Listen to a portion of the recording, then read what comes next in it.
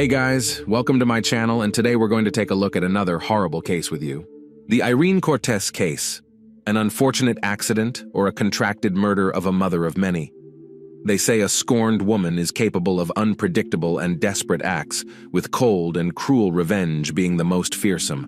But what about a scorned man? Many would say an offended man might resort to physical violence, drown his sorrows in alcohol, or combine these two scenarios. Yet men, generally less grudge-holding, can be more ingenious when it comes to revenge. The case of Irene Cortez, a Spanish citizen who met a mysterious end during a trip to Colombia, is complex and ambiguous. While her perpetrators were caught, convicted, and are currently serving long sentences, the deceased woman's family claims the real culprit remains at large and is portraying himself as a victim. Let's delve into this intricate story from the beginning and try to determine if a third party was involved, or if the murder was, indeed, unintentional. It's worth noting that each party involved is still trying to prove their version of the truth. Who was Irene Cortez? Irene Cortez, born Lucas, was born in 1980 in sunny Granada, Spain, the capital of the province of the same name. She grew up in a well-off family with a brother and sister. Her parents ran a small but profitable business.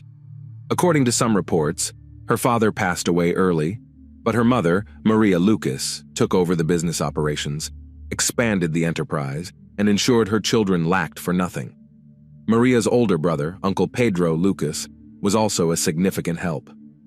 Irene was the eldest of the three children. A beautiful and sociable girl, she loved being the center of attention and attracted boys from an early age. Shortly after finishing school, she married and was already pregnant. At 17, she became a mother for the first time, and 2 years later, she had her second child. Her mother and uncle provided considerable support, allowing her to pursue a good education despite early motherhood. In the early 2000s, Irene moved to the resort city of Malaga with her husband and 2 children. There, she opened an entertainment venue that quickly became popular and profitable. Initially a small disco bar, it eventually transformed into a full-fledged nightclub. In Malaga, the couple welcomed their third child, and life seemed prosperous and stable. At 25, Irene's husband was arrested and sentenced to 5 years in prison for trafficking illegal substances. Tragically, he lost his life in prison under mysterious circumstances. The responsibility of raising the children fell solely on Irene's shoulders. Remembering how her mother single-handedly raised 3 children, Irene was determined to persevere. She successfully managed her business, earned well, and had big plans for the future. Relationship with Farid Genesares. Farid Genesares, a native of Barranquilla, Colombia, was born in 1976. Growing up in a large, impoverished family, he was the youngest of his siblings. His parents separated in the early 90s when he was still a teenager. His older siblings were independent by then, and Farid stayed with his mother. In 2001, at 25, Farid, along with his elderly mother, moved to Spain in search of a better life. They settled in Malaga, where Farid took any job he could to support himself and his mother. In 2005, he started working as a waiter at a nightclub owned by Irene. Irene immediately noticed Farid's hard work and reliability.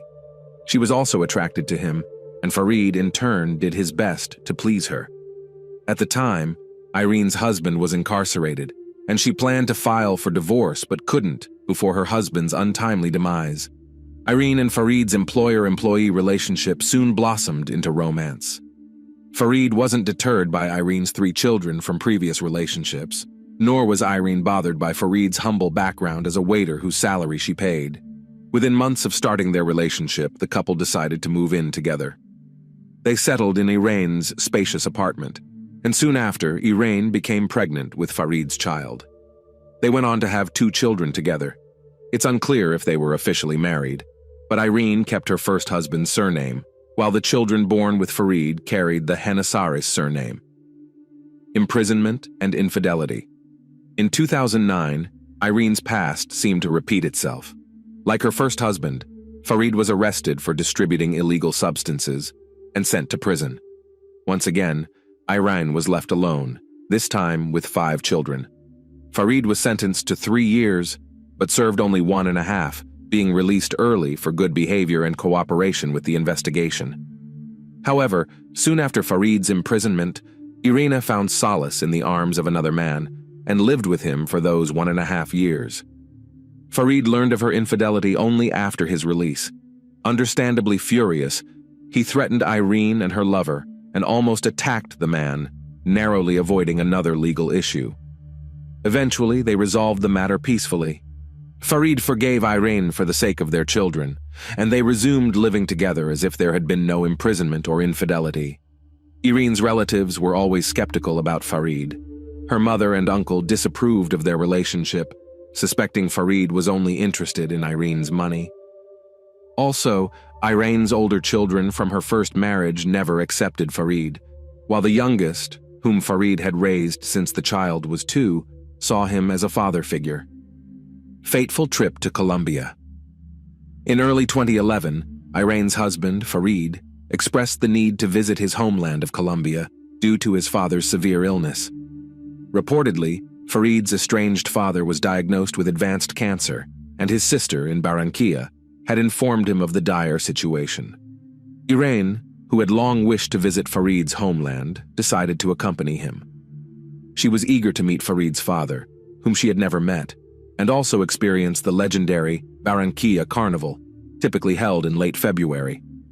Moreover, Irene, who hadn't taken a vacation for years due to her dedication to work and raising her 5 children, saw this trip as an opportunity for a much-needed break. The couple planned a 10-day trip across the ocean, with Irene's mother and younger sister agreeing to care for her children during this period. Despite her mother, Maria Lucas's attempts to dissuade her from the journey due to a bad premonition, Irene disregarded her concerns. At the same time, the family faced financial difficulties due to a seasonal downturn in their business. Despite this, Irene had personal savings of 3,000 euros in cash hidden at home. But on the eve of their trip, she discovered the money had mysteriously vanished, almost derailing their plans. Irene quickly borrowed the necessary funds from her uncle and close friends. She also booked their flight tickets and a hotel in the city center, thoroughly preparing for a journey that, tragically, would be her last. Mysterious murder. On February 27, 2011, the couple arrived in Colombia. The flight was uneventful, and they immediately checked into their hotel. Irene called home to reassure her mother. However, 2 days later, Farid informed Irene's eldest son, 14, of his mother's death. Initially, Farid claimed an accident, but it was soon revealed that Irene was murdered during a robbery at a Barranquilla entertainment venue. The case quickly became a major news story in Colombia. The narrative was that Irene, a Spanish tourist, was killed by robbers who fled the scene, triggering a citywide police manhunt. However, the circumstances of the robbery and murder seemed unusual and suspicious. The attackers did not appear to be trying to steal anything, but instead shot Irene in the heart and then fled in haste. Police and local media representatives quickly arrived on the scene. Despite the fact that Farid witnessed the shooting of his partner during an interview with journalists, he looked quite calm, not corresponding to the image of a grief-stricken widower. The Spanish embassy in Bogotá confirmed the murder, adding that Irene's remains will be repatriated after the necessary investigations. The exact events of the night of March 2nd have yet to be clarified by investigators. In the meantime, authorities are actively pursuing the attackers responsible for this senseless crime. Surveillance footage. The case of Irene Cortez's mysterious death seemed to gain clarity after reviewing surveillance footage from cameras installed at the location where the murder occurred. On March 1st, Irene and her partner, Farid Genesares, had planned to meet Farid's brother, his sister, and their spouses. The group of 6 enjoyed the carnival, walked around town, and then, at Farid's suggestion, went to a local bar for dinner and entertainment. By 1 a.m., Irene, Farid, and his relatives were the only customers at the bar, as surveillance footage clearly shows. Around 2 a.m., 2 young men sitting away from the group entered the bar. They did not order anything and did not look comfortable, which caught the attention of the bar manager because of their suspicious behavior. Moreover, their young appearance made the manager check whether they were of legal age. The young men refused to show their IDs and, when asked to leave, one of them pulled out a gun and aimed it at the manager. His accomplice produced a knife, but soon retreated out of the camera's view. The armed assailant pushed the manager aside and approached Irene's table, announcing a robbery and demanding mobile phones and cash. His knife-wielding partner reappeared, presumably to collect valuables while the gunman kept the group under threat. However, he didn't get a chance to act. Confronting Irene, the gunman ordered Farid to stand for a pocket search. As Irene reached for her purse, the assailant lunged at her with the same hand holding the gun. A shot was fired as he grabbed the purse, striking Irene directly in the chest. She collapsed to the floor as the assailants fled without taking anything. Farid and his brother chased after them while his sister tried to stop Irene's bleeding, and his brother's wife called for emergency services.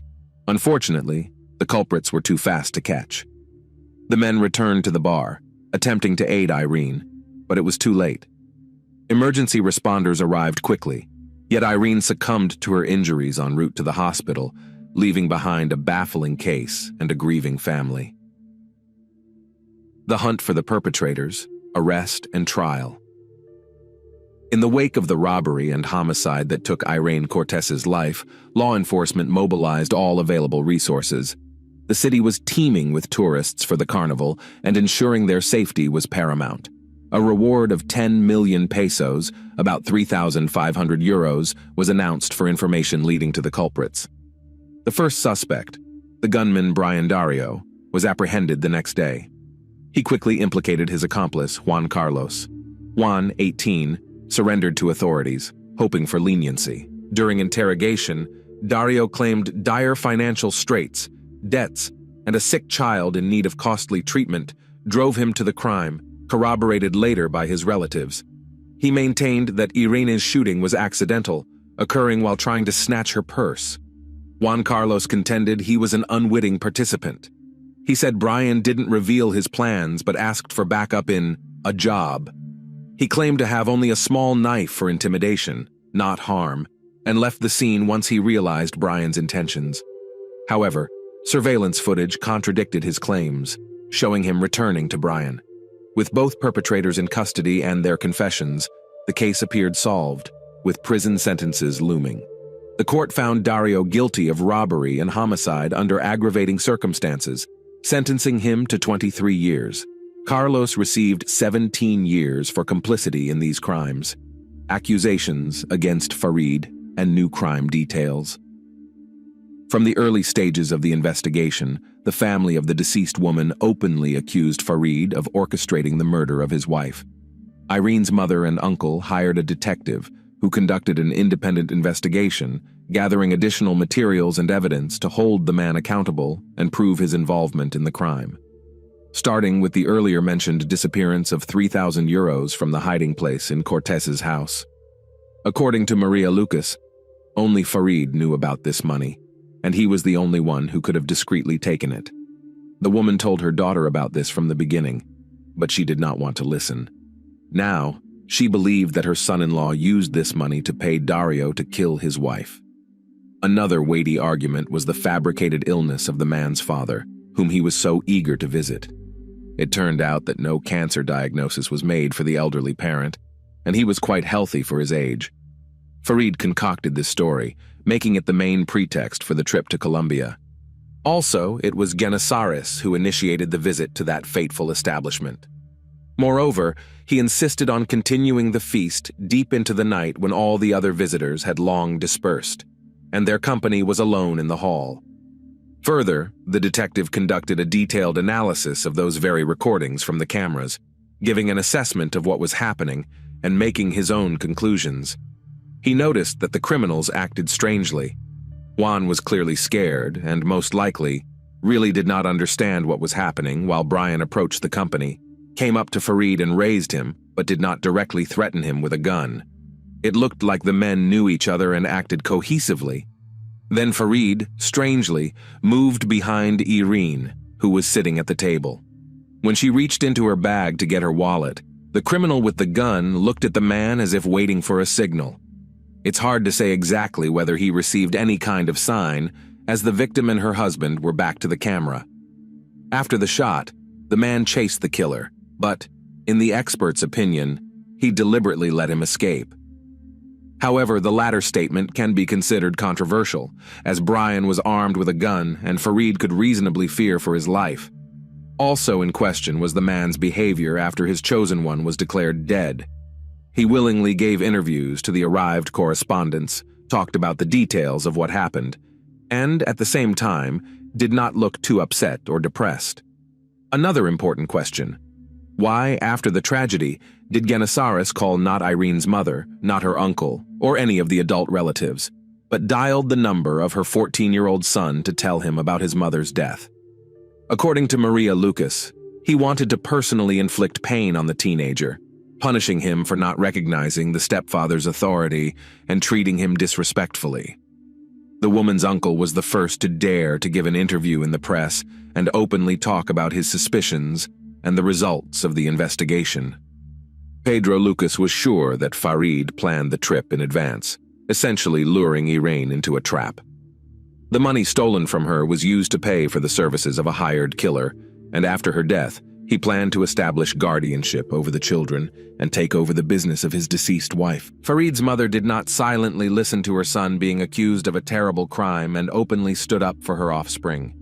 The woman claimed that her offspring was madly in love with Irene and her children and would never harm her. However, in the end, the parent inadvertently let slip a phrase about the chosen one not having to cheat on Farid, as this greatly offended his pride. Also, an unpleasant detail emerged about Genesaris leaving Spain on fake documents, as he was not allowed to leave the country because he had recently been released from prison on parole.